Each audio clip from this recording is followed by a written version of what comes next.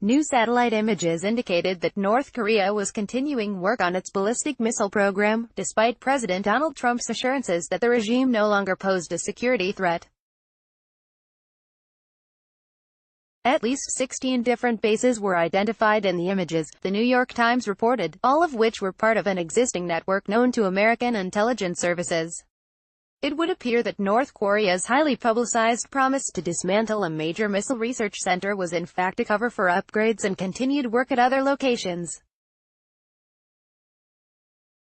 The research aims to improve the North's missile arsenal, allowing it to carry larger warheads, whether conventional or nuclear, farther. The ballistic missile sites were identified in a new study published Monday by the Beyond Parallel program at the Center for Strategic and International Studies think tank. That flies in the face of Trump's assertions that he has neutralized the North Korea threat.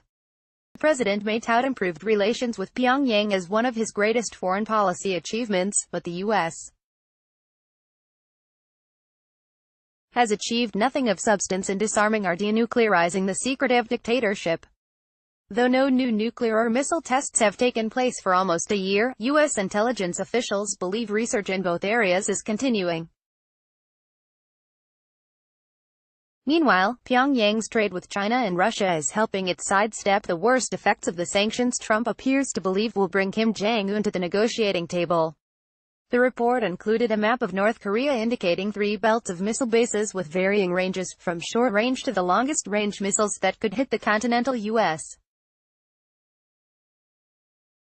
Video footage of a North Korean missile launch at a railway station in Seoul, South Korea, on November 29, 2017. Young Yansha, AFP, Getty Images. Those long-range weapons have caused the most concern, and though the North has yet to prove it can reliably mount a nuclear warhead on the missiles and successfully deliver the payload, the fine-tuning appeared to be underway. Victor Cha, one of the authors of the report, was previously considered by the White House to fill the role of U.S. ambassador to South Korea, but fell out of favor after disagreeing with the Trump administration's approach toward the North. Cha told The Times, "It's not like these bases have been frozen. Work is continuing.